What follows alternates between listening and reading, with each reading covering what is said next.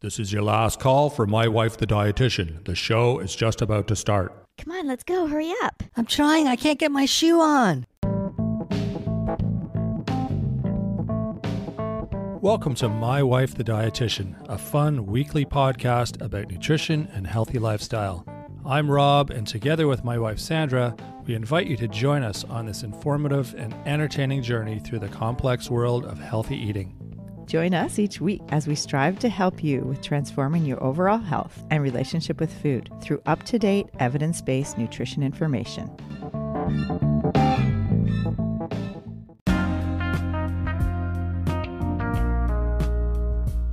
Today we're answering the age-old question, what's for dinner? Is that a phrase you hear every day in your house?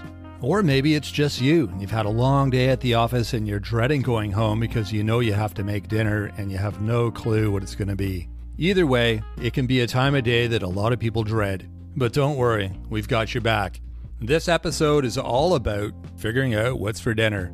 We're going to discuss planning and meal prep, some easy recipe ideas, as well as some smart staples to keep on hand so you don't find yourself in that bind. Stay with us and find out what's for dinner. Enjoying the show? You can help others find it and enjoy it too by giving us a 5-star rating or review. If you feel like reaching out to us with a question or comment, you can send us an email at mywifetherd@gmail.com. And don't forget to visit our website at mywifethedietitian.com, as well as our social media pages. We're on Facebook, Instagram, and YouTube. Enjoy the show. Welcome to My Wife the Dietitian. Hello, Sandra. Hey, Rob. Hey, got a question for you. Okay. What's for dinner? Yeah, what's for dinner? The most common question heard in households around the country around the witching hour. It kind of is, eh? Around 4 to 6 p.m. right after school and after work and before dinner. Yeah. I love it when we've eaten. This is in our household, and we've got kids who are old enough to make their own meals, and often they don't like what we make. So we've eaten dinner. It's like 8 o'clock. You know, we're sort of winding down for the night, and teenage boy walks in and goes, "So what's for dinner?" It's like, dude, we ate 2 hours ago, and soup and toast. He's like, "What? Well, what am I going to eat?" Oh, well, you can have that. There's lots left over. I know, right? But he doesn't want that. Anyway, and then he ends up making something amazing. The house smells so good. I'm like, "What are you making?" He's like, "Piss off. This is my dinner." No, he doesn't. He usually shares. He does. He'll give me a little bite. But yeah. But yeah, he does. He makes something like gourmet. Yeah. Oh, yeah. It's funny. He's not shy with using spices and herbs and flavorings, which is awesome. I like to think we're kind of responsible for that because we didn't feed him, and he figured it. He had to figure out on his own how to feed himself. Yeah, right. And then he's become this gourmet. It's awesome. We take full over credit. the years, hopefully, yeah, we've had some influence that. Mm-hmm. Yeah. Absolutely. Yeah. So that's what we're talking about, meal plan and prep, because of that question, what's for dinner? And generally, most people are pretty tired by the end of the day. And if you haven't made a plan, if you fail to plan, you plan to fail. Yeah. Well, you don't plan to fail, you just fail. Yeah. Yeah, exactly. Mm-hmm. And you know what? If you plan ahead, if you plan for the week ahead or the month, some people are really organized, but even, we'll talk about this, but you basically can save time, you can save money and mental energy. Mm-hmm, for sure. By the end of the day, you don't want to make decisions. It's just, especially if you have a taxing job and you have to think all the time, or you're just tired from your day, not having a plan for dinner just sets you up for DoorDash or eating cereal for dinner or making popcorn, and just kind of screw it, I'm not going to eat dinner. Yeah. And that's not good. I mean, we need our nutrition and the family needs their food. So if you just put a little forethought into it and plan ahead, I made the acronym PLS, please, the short form for please. So prep, list, and schedule. Or another way to do it is plan, list, and shop. Oh, and we're going to go over all of those. Yeah, right on. I think it's working is different than it used to be like 40 years ago. Like I think before the internet, we were pretty, your 9 to 5 job was 9 to 5. There wasn't anything to do outside of those times because we weren't connected the way we are today. But now we're connected 24/7, and you can still be attached to your work at 10 o'clock at night, or like it's a bit more consuming than it used to be. So we're working longer days than we used to, and there's just way more activities, as a family for kids. There's a lot more going on. And so what happens is our meal times get pinched, and they become less of a priority. And then the whole fast food market, the takeout market, the quick food, the microwave, all of that stuff has replaced or has become the answer. But it's not, like Sandra was saying, it's not the healthiest option. And so we need to sort of change the priorities of our eating and our like what she's suggesting with the scheduling and the prepping and all that. So, and I mean, with, budget friendly, like if you think of, if you're spending money on impulse foods and drive-throughs and DoorDash and pizza deliveries, that's going to cost money. It adds up a lot. It totally adds up. And, yeah. People always say, oh, it's so expensive to eat healthy. But if you plan ahead, I just spoke with a woman yesterday, a client who lives on one of the Gulf Islands. There's not a lot of grocery stores there, and there's a dry goods shop. So remember talking with Shannon Dobbs? Yeah. About dry goods stores? So you can get your dried beans and your lentils and nuts and seeds, and you get them in bulk, and you have those. And then if you have some sort of like Instant Pot or a slow cooker, and you just need that moisture, planning ahead, you can have like 2 or 3 meals a week made with, like a chili or a stew or something that uses the beans like that. And we talk about beans all the time on this. Yeah. But really, that can be very budget friendly if you plan ahead. Yeah. The Instant Pots are great. Yeah. Yeah. Once you figure them out.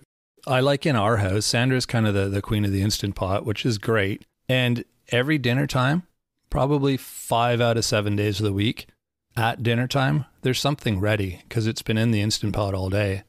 And it's just, she was having her morning coffee, and, first thing in the morning, she threw a bunch of stuff into the Instant Pot. I think I do that maybe once or twice a week, where it's in the morning like that. Like, I'm not that organized, but thanks anyways. But there's leftovers for a few days. Yeah, I'll make a lot. Like it'll be like one time I do it, and then, we'll be eating that throughout the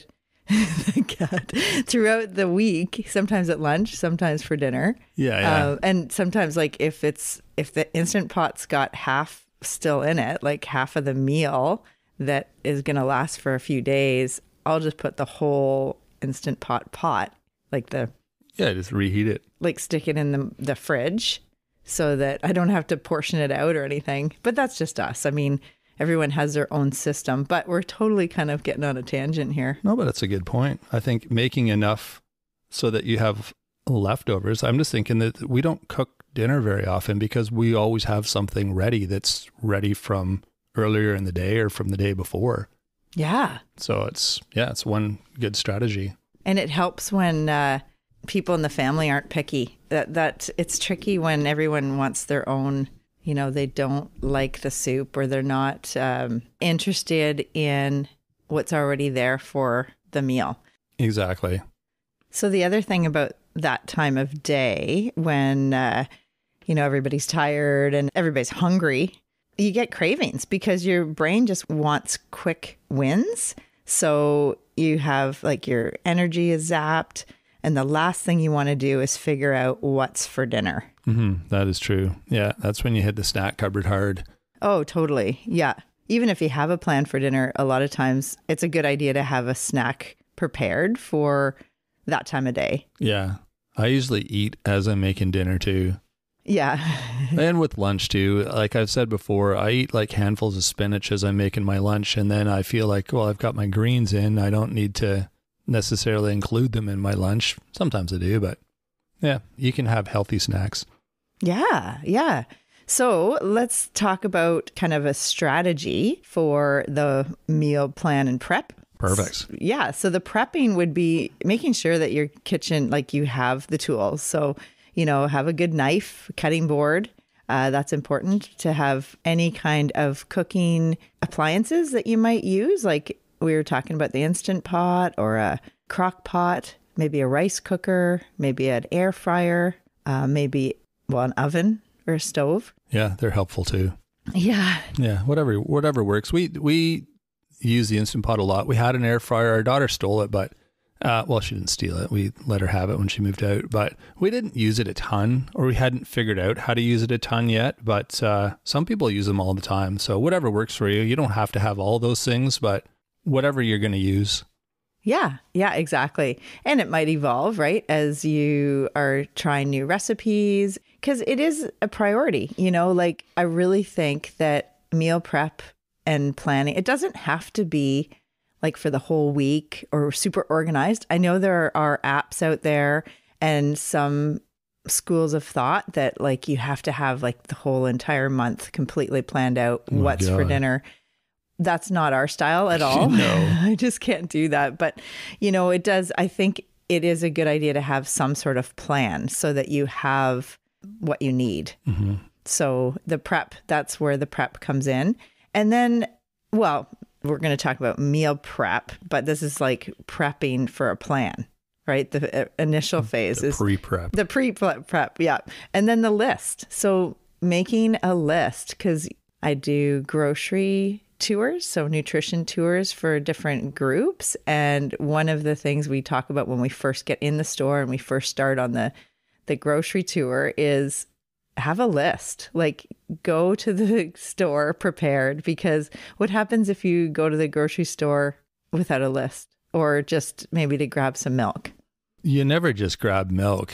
That's the funny thing. You grab everything. Well, you either grab way more than you need, or you grab a bunch of stuff and come home and still forgot some of the things you needed. So true. It's one of those too. Yeah.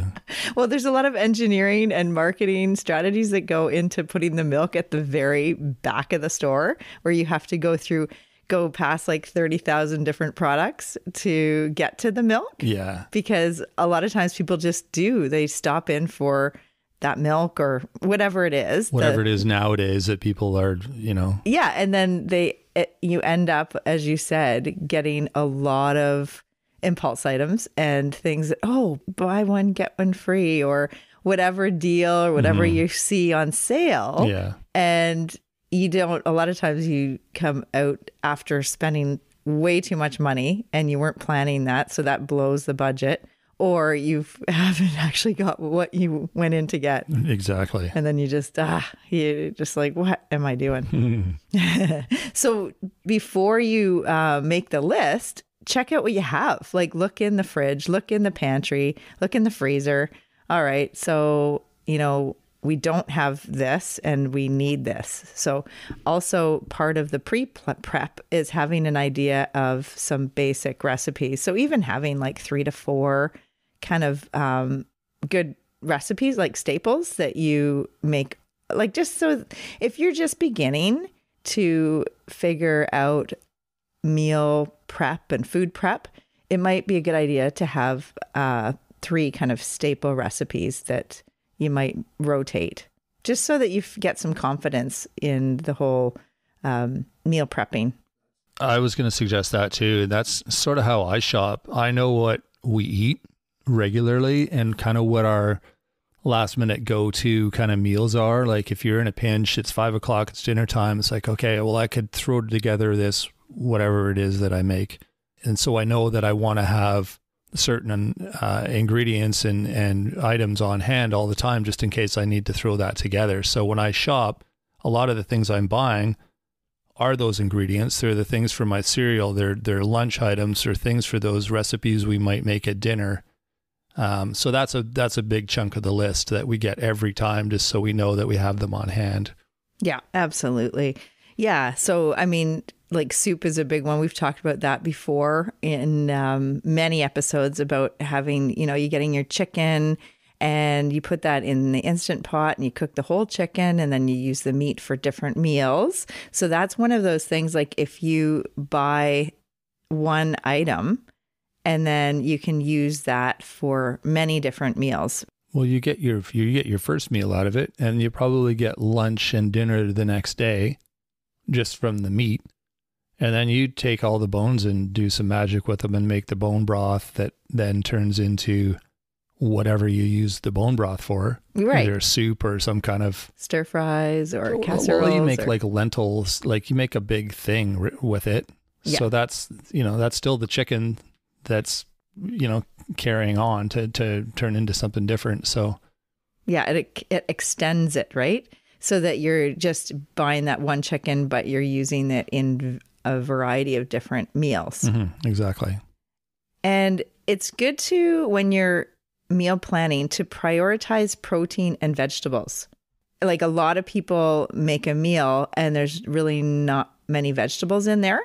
Generally, I mean, meals have been built around the protein part, but it is the thing that usually takes a little bit more prep time. So having something that's already pre-prepped, like so having chicken that's already done, so that you can just throw a meal together, or having those meatballs that are already cooked and you just have to reheat them, or any kind of those veggie ground rounds, or the beans. Obviously, we talk about beans all the time. So having canned beans. So having, check out your staples, like what do you have and what do you need?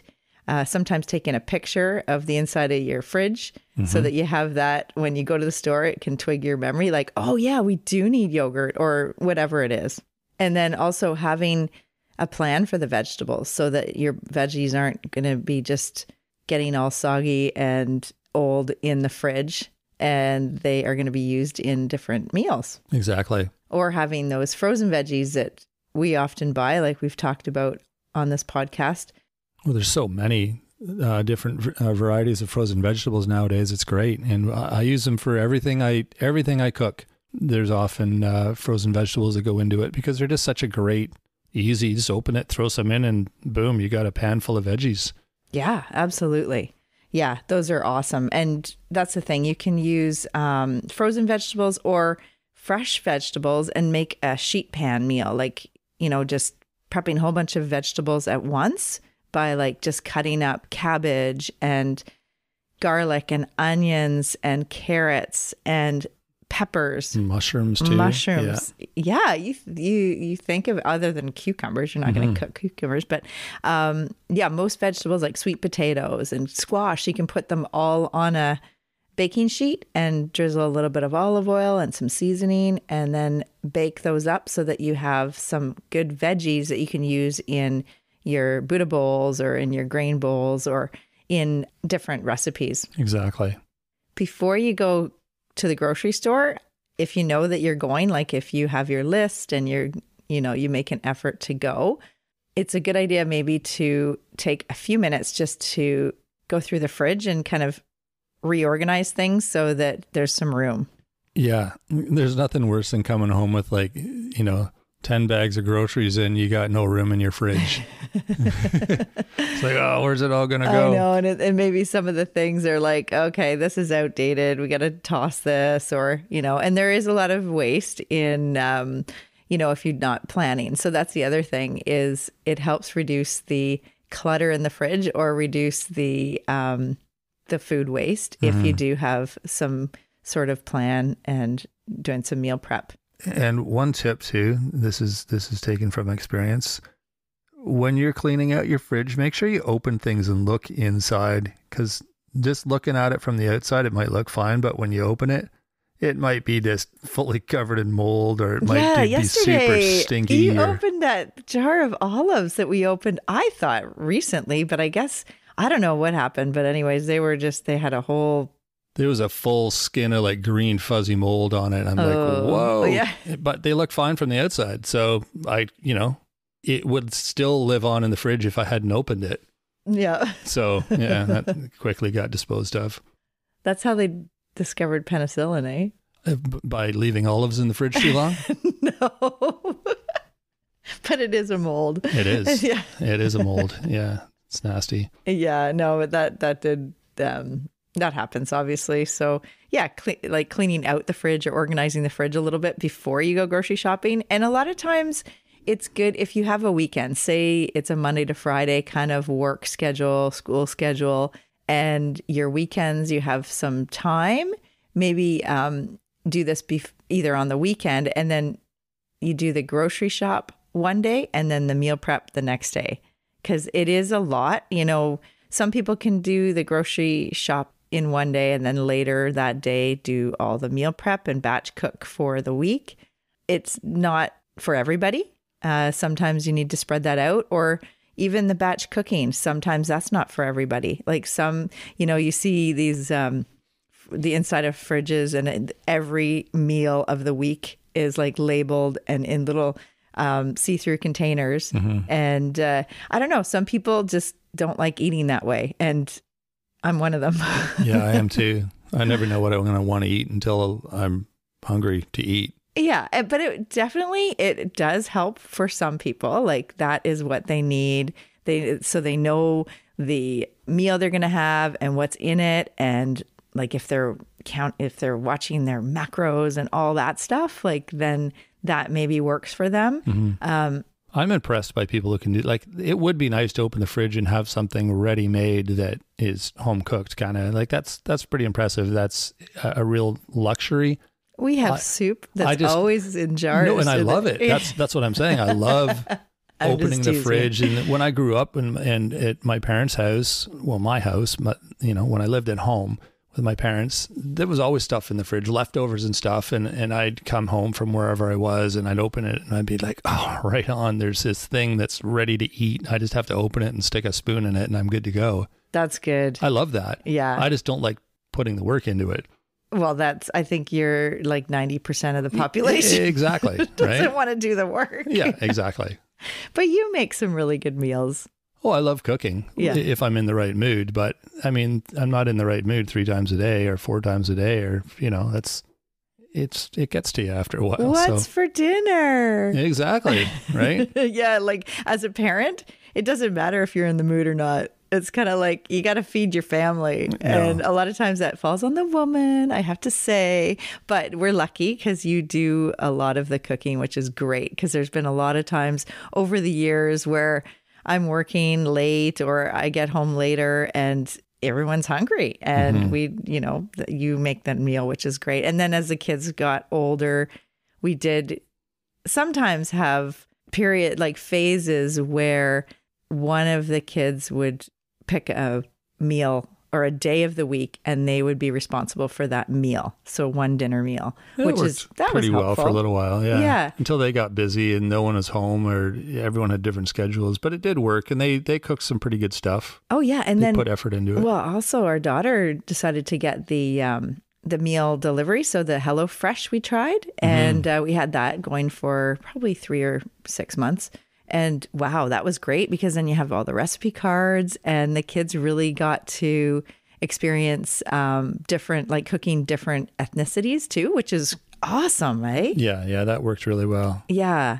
So that's the other thing. Like that's how you can think about the different meals that you want to create or that you have available. You can even think like Mexican or Chinese or Italian or Thai food. So all the different ethnicities, like that triggers different meals in your mind, right? Mm-hmm, like exactly. Chicken fried rice with vegetables and chicken, or if you want, even like you think of foods that we've grown up with, like burgers and like you have made these portobello mushroom burgers with the blue cheese. Oh, they're so good. Melted in there. Oh, so good. I read something the other day on the internet that it was like portobello. No, I think you showed it to me. Maybe it was in a magazine. It was portobello mushroom pizza. Yeah. So it probably would be, tomato sauce and pizza toppings and everything like on the portobello mushroom. Yes. A little bit of cheese or whatever. Oh yeah, that looks so good. That. Definitely. I have that in it's in a magazine here. It's awesome. Also like tuna melts and mac and cheese casserole and chili, as I mentioned before, but also like salmon, like fish and rice and veggies. There's always like eggs is like an easy dinner meal. So that could be part of your plan for the week. Like, okay, a couple of these nights, no one's home and it's just me and one of our kids. So gonna have something easy like the egg and toast and some spinach in the fry pan with the eggs or in salsa and some melted cheese on that. So And there's nothing wrong with that. Dinner doesn't have to be a big fancy 3-course meal. It can just be, like Sandra said, eggs and toast and a bit of soup and handful of spinach on the side or some carrots and celery, or it doesn't have to be fancy. Yeah, exactly. You know what we're going to do? What I'm going to do?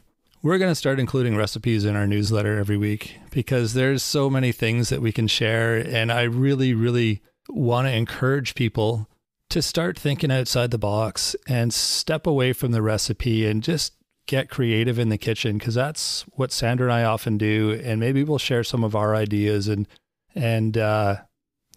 so that's one of the perks of joining up for our newsletter. We will start including a recipe a week or something like that, and just sharing some of these ideas, because it really helps having a bit of creativity and some new ideas and just being able to throw a bunch of stuff together. It takes the stress out of dinner time if you don't have to follow a recipe. And there's a few meals I can whip together in like 6 minutes.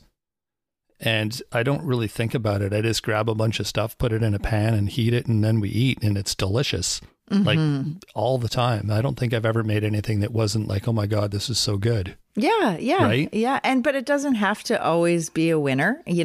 That's part of trial and error with everything, right? Totally. That's true. If it isn't perfect and people in the family don't like it, that's okay. So now you know what not to make. Yeah. And it's it's not going to be a winner every time, but it's great to be creative and just think outside the box. And with this, our plate ratio. Yeah. Sandra's just holding up the thing that you guys can't see. That's right. So it's basically a circle it's like it's a plate. A plate? A round plate. Okay, you describe it. Well, it's a round plate. It's a little, thing that you hold up to show people. It's a round plate, and it says like half the plate is vegetables. I can't see the rest of it. A quarter of it is your protein, and a quarter is what do they call it? Starch or something like that. Yeah, exactly. So that's what your meal should look like. Exactly. Right? Yeah, every meal could emulate that. So you could do that with the Mexican meal, the Chinese meal, the Greek meal, Italian, all the meals can be where you bulk up the veggies. So half the plate with veggies so that you're getting all those important vitamins and minerals and fiber. And it's bulky with water because it's great to have fresh food. Like the whole minimally processed foods have more water. If you're eating a diet rich in foods that are whole foods, then you're getting more water from the food. Right. And it's good because they have natural enzymes. You think of, biting an apple and leaving it on the counter, it starts to go brown. A lot of our food, we want it to go bad in pretty soon, because that means it's good, healthy, whole food. Exactly. Even like if you make a meal from dry foods, like say the dry beans and frozen veggies, like a stew or a casserole, those foods are processed in a way that when you do cook them, they're not going to last forever. So because they don't have the preservatives, they don't have all the additives that help the food last on the shelf forever. We want our food to go bad, and we want to be rotating through it quickly, kind of thing, right? Yeah, because those are foods that are good for us. So, and a lot of times, I think we've talked about how much fiber, a lot of people are deficient in fiber. So we do need to prioritize protein in our meals, but also the fiber. And that's why the plate ratio, it's like half the plate is vegetables, so that you're going to get more fiber through those veggies. And we talk about making sure you get a green vegetable every day. So a leafy green, or you could have broccoli or whatever type of green. So spinach or arugula or the mixed greens or Brussels sprouts or green pepper, whatever, because then you're getting the lutein, you're getting some really important phytochemicals and the vitamins and minerals that come from green vegetables. And then the orange vegetable is another one that we need to include every single day. So that's a stretch for people. It's hard for people to incorporate, but carrots or sweet potatoes or squash, what are some other sweet or yellow or orange? Oh, I always get stuck on this. Apricots that's vegetables. Works. That's fruit. That works. Right? Apricots, I think there was, oranges, orange peppers, pumpkin, I guess. Yeah. Squash, carrots. What's the potato thing called? Sweet potato, yam. Yeah. That gives you the what? Beta carotene. You got it. Yeah. Yeah. Very important antioxidant. Help your skin, your immune system. So really important to include a green and a orange and then some other color. So in a perfect world, you're getting 5 to 7 different vegetables and fruit colors. So colors every day. That would be great.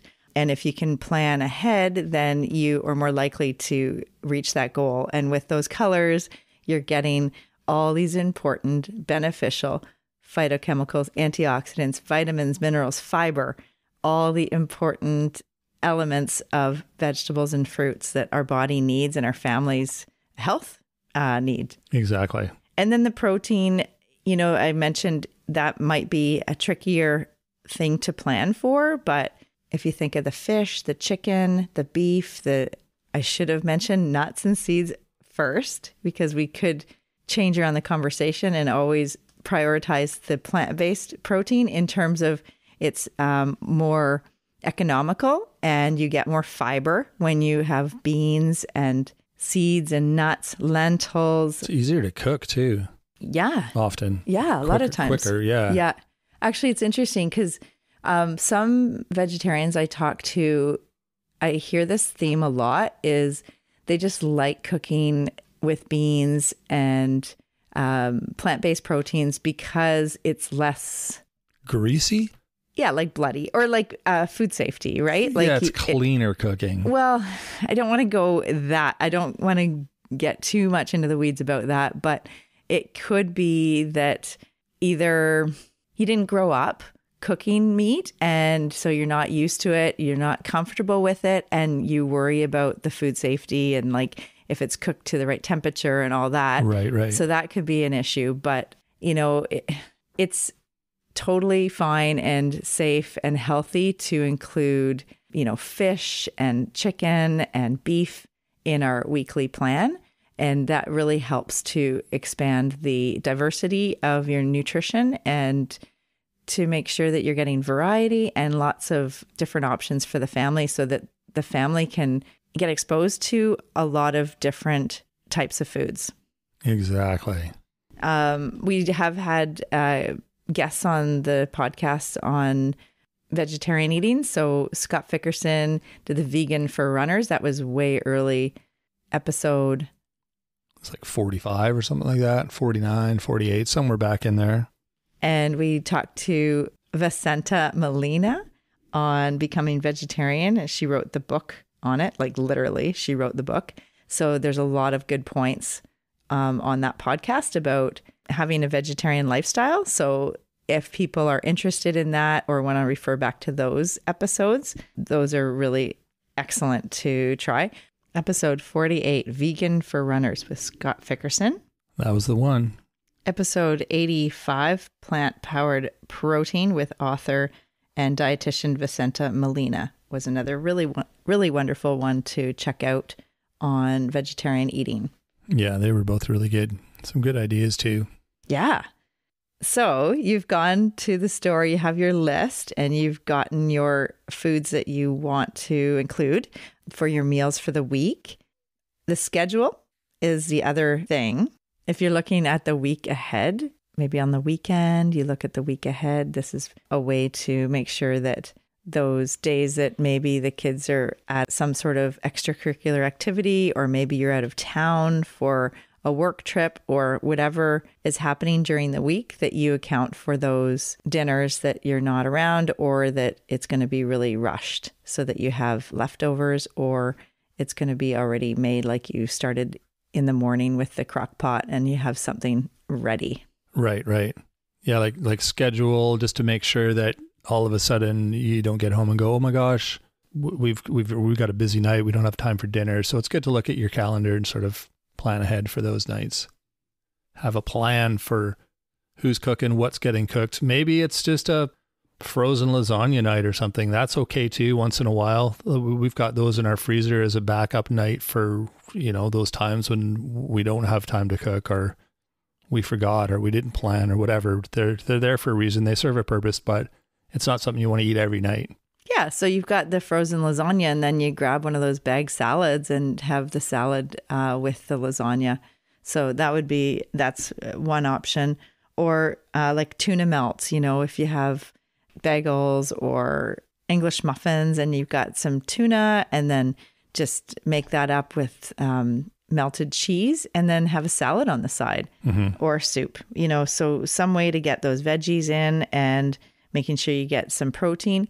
And usually the starch, the reason why I said prioritize protein and the veggies is usually the starch is kind of an easier thing to add right at the last minute. Like you can stick potatoes in the microwave and just have regular potatoes or sweet potatoes already made. Or if you have an air fryer, just chop those up and put those in to add for your meal. Or pasta is pretty easy to just cook up, or other noodles, and then also rice. So sometimes having a rice cooker and having a lot of leftover rice. We're going to be doing an episode on resistant starches, and we've talked a little bit about that before and how important they are and how good they are for gut health. I was going to ask what the importance of the starch is. So I'm glad you asked. I'm glad you brought that up. I'm glad I asked. Okay. Yeah. Well, the starch, offers the fiber, the carbohydrates. Well, you don't need to answer now. You just said we're going to do a whole episode on it. Yeah. Well, I'm talking about resistant starch. Like that's the leftover rice, like the next day, and the leftover pasta. You know how it gets that kind of more of a gelled kind of. Yeah, that's actually super good for you. So, okay. Yeah. So we'll talk more about that. Maybe it'll be our nutrition nuggets coming up. Sure. Or maybe not. I'm not sure. Maybe. You'll have to stay tuned to find out. There's so much we could say on this show. Just on planning and eating and how to cook dinner and all that. I feel like we're just brushing the tip of the iceberg. That's why we're going to put it in our newsletter, because we have a lot to say on this, and I can't wait to share my ideas, because I like to cook. I have fun in the kitchen. Yeah. And some people call it not a meal plan per se, but a meal prep. Or some people call it food prep. And I like the idea of food prep, because then you have maybe some veggies that are already prepped, like you've cooked them at another time, and then they're in the fridge ready to be added to your meals. Yeah, I love that. Yeah. It makes it easy, because you don't have to decide what the meal's going to be. You just, that's how I cook. I open the fridge and I see what's there. It's like, okay, what do I have to work with? It's like, okay, I got this from yesterday, I got some leftover rice. Okay, I'm going to throw it all together. We're going to add this sauce to it. I'm going to cut up these extra things that we have, and there's dinner. I don't know what it's called, but it looks good and it tastes good. And yeah. And it kind of fits the plate ratio with lots of veggies, some protein and starch. Having the thing with the plate ratio, though, is you don't physically need to divide your plate into 3 sections like we did in, Beaver Cleaver's dinner table, like back in the 50s. That's how we all grew up, with our little portions. Like meat, potato, vegetable. Yeah, I don't cook like that. But it used to be like meat, the big, like half the plate meat. And then exactly, and then a lot of starch, and then a little bit of vegetable. Yeah, a couple peas for the vegetable. Sorry, I didn't want to ruin your momentum. Fine. I tend to cook like one pot meals, so I throw everything in the pan, so everything's in there, but the ratios are appropriate. Yeah, and it's a different way of cooking that a lot of older people, I find, like my parents' generation, they can't wrap their head around that. They're like, well, they're used to sort of dividing the plate up. The meat, potato, vegetable. But it really makes it a lot easier, because you don't have to, you just think of it in a different way. So we'll teach you how to do that. Yeah. And I think it is the stretch for most people are the vegetables. It's always the vegetables that clients struggle with making sure they're getting enough in the day. So, having those vegetables in your dinner, but also maybe leftovers. And then somehow you're getting some vegetables in at lunch also. So in a salad or a soup, or even just, carrot sticks and celery and hummus, somehow to get more vegetables in through the different meals. Yeah, right. So you think of all the different meals you can make if you have that one protein, like maybe you've made some pork and you do pulled pork sandwiches, or you have that chicken and then you have chicken quesadillas or chicken fajitas or chicken Caesar salad wrap, a rice bowl with chicken and chickpeas and some roasted vegetables like the roasted red peppers and the garlic and onions. And you also have maybe some fresh vegetables in there. So some spinach or arugula. So these are all different ways to incorporate good, healthy foods into your meal plan and for your week's menu. Yeah.